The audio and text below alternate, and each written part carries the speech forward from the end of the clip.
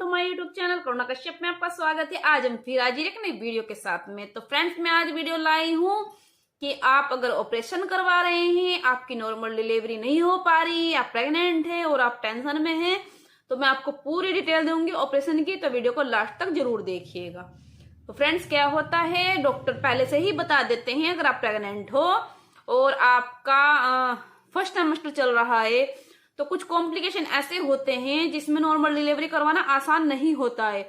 इससे बच्चे पर भी प्रभाव होता है और माँ पर भी प्रभाव होता है। इसी वजह से ही बच्चा और माँ पे खतरे की वजह से ही डॉक्टर बोल देते हैं कि आपका ऑपरेशन होगा। एक सिचुएशन ये होती है। दूसरी सिचुएशन होती है फ्रेंड्स की आपका जो बच्चा है वो आप हेड डाउन नहीं कर पाता है, वो एंड वक्त पे ही ऑपरेशन करना पड़ जाता है कि आपके बच्चे ने सर नीचे नहीं किया है, इसी वजह से ही ऑपरेशन करना पड़ेगा। क्योंकि जो उनके पैर है, बच्चे के पैर है, वो आपके वेजाइनिक साइड में जो डिलीवरी का वेजाइना रास्ता होता है उसके साइड रहता है, इसी वजह से ही नॉर्मल डिलीवरी नहीं हो पाती है। दूसरा कारण ये होता है फ्रेंड्स। और तीसरा कारण होता है बच्चा आर्नोल गले में फंसा लेता है। ठीक है, अगर जैसे आपके बच्चे ने आर्नोल गले में फंसा ली है और आप अगर एक लपेट ले रखा है, एक बार लपेट रखा है तो कोई दिक्कत नहीं है, वो निकल जाता है टाइम के हिसाब से। लेकिन अगर 2-3 बार और लपेट रखा है तो उसमें बच्चे को खतरा हो जाता है, बच्चे का गला घुटने का खतरा होता है, बच्चे का दम घुटने का खतरा होता है। इसी वजह से ही ऑपरेशन से बच्चा को उठाना पड़ जाता है, टाइम से पहले भी और टाइम के हिसाब से भी। तो ऑपरेशन बोल देते हैं कि आपका ऑपरेशन ही होगा। तो फ्रेंड्स, ऐसी सिचुएशन आ जाती है कि डॉक्टरों को इमरजेंसी में भी ऑपरेशन करना पड़ जाता है। ठीक है, पानी खत्म हो जाता है तब नॉर्मल डिलीवरी नहीं करा सकते, आपके अंदर खून नहीं है तब नॉर्मल डिलीवरी नहीं करा सकते, या फिर आपके अंदर उसकी बहुत सारी ऐसी चीजें होती है जो आप प्रेशर नहीं लगा पाते, कमजोरी फील होती है, तब नॉर्मल डिलीवरी नहीं करा सकते। इसलिए दिक्कत होती है कि नॉर्मल डिलीवरी आपका पानी ज्यादा खत्म हो जाता है, बह जाता है, तब नॉर्मल डिलीवरी नहीं करा सकते। तो ऐसी सिचुएशन में डॉक्टर लोग ऑपरेशन ही बोल देते हैं। तो आपको पता होना चाहिए कि हमारा ऑपरेशन होने वाला है तो हमारे साथ ऑपरेशन थिएटर में क्या होगा। तो वीडियो इसी के ऊपर है। अगर आपका भी ऑपरेशन बोल दिया है और डॉक्टर ने कि आपका ऑपरेशन होगा, या फिर आपका एंड वक्त पे ऑपरेशन बोल दिया है, या फिर आपको शुरू से ही बता रखा है कि आपका ऑपरेशन होगा, आप नॉर्मल डिलीवरी नहीं कर सकते हैं बच्चे की, तो इसलिए ये वीडियो आपके लिए ही है। आपका वीडियो देखना बहुत जरूरी है। ये मैंने आपको सिचुएशन बता दी है कि इस सिचुएशन में आपका ऑपरेशन होता है। ठीक है, जो आपको मैंने बताई है ये कुछ सिचुएशन है, और भी बहुत सारी ऐसी सिचुएशन होती है जो मैं अगर वीडियो बनाऊंगी तो मैं पूरी डिटेल में दे दूंगी। ठीक है, तो आपको मैं बता देती हूँ आपके साथ ऑपरेशन थिएटर में क्या होता है फ्रेंड्स। जो अगर आपका जैसे सबसे पहले आपका दर्द नहीं बनता है, आप नॉर्मल के लिए ट्राई कर रहे हैं लेकिन आपका दर्द नहीं बना है, तो आर्टिफिशियल दर्द से तो नॉर्मल डिलीवरी का प्रयास कर सकते हैं। लेकिन अगर बच्चेदानी का मुंह ही छोटा है, बच्चा बाहर नहीं निकल पा रहा है, या फिर आपके वेजाइना का मुंह ही छोटा है तो नहीं निकल पा रहा है, तो आपका जो पेल्विस एरिया होता है वो चीजें ऐसे होती है कि पेल्विक एरिया में नहीं निकल पाता है बच्चा। ठीक है, ये चीजें भी ऑपरेशन के ओर ही झुकाव करती हैं कि आपको ऑपरेशन ही होगा। फ्रेंड्स, क्या होता है, आपको ऑपरेशन थिएटर में ले जाया जाता है और आपका सबसे पहले जाना जरूरी है कि अगर आप घर से जा रहे हैं तो आपके सारे डॉक्यूमेंट्स आपके साथ होने चाहिए। नॉर्मली बात है, आपकी सारी जितने भी डिटेल्स वगैरह है सब डॉक्टर वगैरह पूछेंगे, आपके LMP वगैरह पूछेंगे, आपके सारी रिपोर्ट देखेंगे, जांचेंगे क्या प्रॉब्लम तो कुछ और तो नहीं है, सारे टेस्ट कराएंगे, सारे वगैरह टेस्ट वगैरह सब कुछ हो रखा है तो आपकी सारी रिपोर्ट वगैरह देखेंगे। ठीक है, फिर आपका फ्रेंड्स सारा क्या होगा, आपको एक साइन करा लिया जाएगा पेपर की। अगर मतलब कोई दिक्कत होती है तो इसकी जिम्मेदार हम नहीं होंगे। ठीक है, तो कंसर्ट पेपर आपको साइन करा लिया जाता है, उसके बाद आपके घर वाले उसको साइन कर देते हैं, तब आपका ऑपरेशन के लिए तैयारी कर ली जाती है। फ्रेंड्स, आपका टाइम ज्यादा हो जाता है, 10वां महीना लग जाता है, फिर भी ऑपरेशन ही करना पड़ता है। ये चीजें बहुत सारी मैं लेकिन बताऊंगी आपको पूरी डिटेल में कि ऑपरेशन आपका क्यों बोला जाता है। ठीक है, तो फ्रेंड्स, आपको अंदर ले जाया जाता है, फिर आपको मॉनिटर वगैरह लगा दिया जाता है जिससे BP वगैरह चेक होता है। ठीक है, और आपको पहले आपको टेंशन नहीं लेनी की है, अगर आपका BP बढ़ जाता है तो ऑपरेशन में दिक्कत आती है, इसलिए BP बढ़ने नहीं दिया जाता है। ठीक है, तो आपको रिलैक्स फील कराया जाता है, आप रिलैक्स होके उससे पहले आपको एनेमिया दिया जाता है। ठीक है, उसमें क्या होता है, अगर आपका पेट साफ नहीं हुआ है तो उससे आपका पेट साफ हो जाता है। लेकिन अगर आप घर से ही पेट साफ करके जा रहे हैं वो फिर भी देंगे, आपको खाने के लिए मना कर देंगे कि आज आपका ऑपरेशन होगा, आप खाना मत खाइएगा।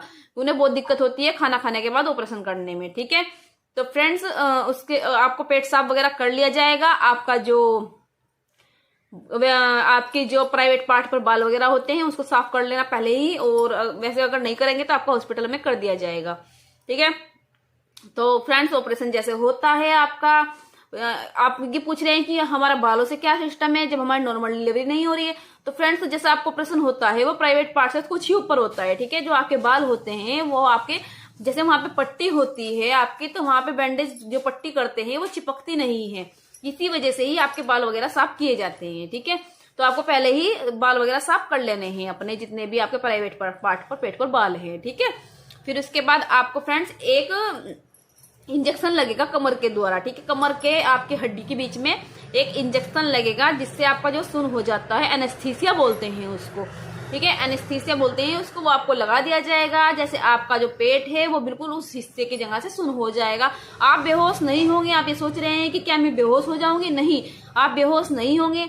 आपको आपका जो हिस्सा है वो सुन्न हो जाएगा। आप खुद मतलब आप महसूस कर सकते हैं कि मेरे साथ क्या हो रहा है, बस आपको पता नहीं लगेगा। उससे आपका दर्द खत्म हो जाएगा, जो भी आपके अंदर दर्द हो रहा है। तो जैसे आपका एनीमिया वो एनेस्थीसिया दिया जाता है तो सुन्न हो जाता है। उस आपका जो पेट है उसका हिस्सा है वो कट कर दिया जाता है, उसमें परत होती है, परत के हिसाब से वो कट कर दिया जाता है इस तरीके से, ठीक है। वो आपका बच्चा है वो बाहर निकाला जाता है। जब आपका बच्चा बाहर निकाला जाता है फ्रेंड, उसकी साफ सफाई की जाती है। जो आपके अंदर कुछ डॉक्टर लोग पूरे ध्यान से देखते हैं कि आपके अंदर कुछ ऐसा बचा तो नहीं है। फिर वो वहां से सब कुछ निकाल देते हैं। जो आपका गंदा पानी है वो बाहर निकल जाता है, जो आपकी गंदगी है वो बाहर निकल जाती है, ऑपरेशन के द्वारा ही वो निकाल दिया जाता है, ठीक है। और आपकी जो ब्लीडिंग है वो भी थोड़ी चलने लग जाती है, और गंदा पानी भी बाहर लीकेज होने लग जाता है, ठीक है। उसके बाद आपकी सफाई कर दी जाती है। फिर आपको स्टिच लगा दिए जाते हैं। इधर बच्चे को साफ कर दिया जाता है, आड़ काट दी जाती है। फिर बच्चे को साफ सफाई करके बच्चे को ऑक्सीजन भी दिया जाता है पहले। उसके बाद आपके बच्चे को साफ सफाई करके आड़ काट के फिर उसके बाद आपके पेरेंट्स को आपको दे सकते हैं, ठीक है। तो आपका स्टिच वगैरह लगा दिए जाते हैं। जब आपके स्टिच लगा दिए जाते हैं उसके बाद आपको साफ बोला जाता है कि आपको हिलना डुलना नहीं है। अगर आप हिलते डुलते हैं तो आपको बाद में दिक्कत होगी।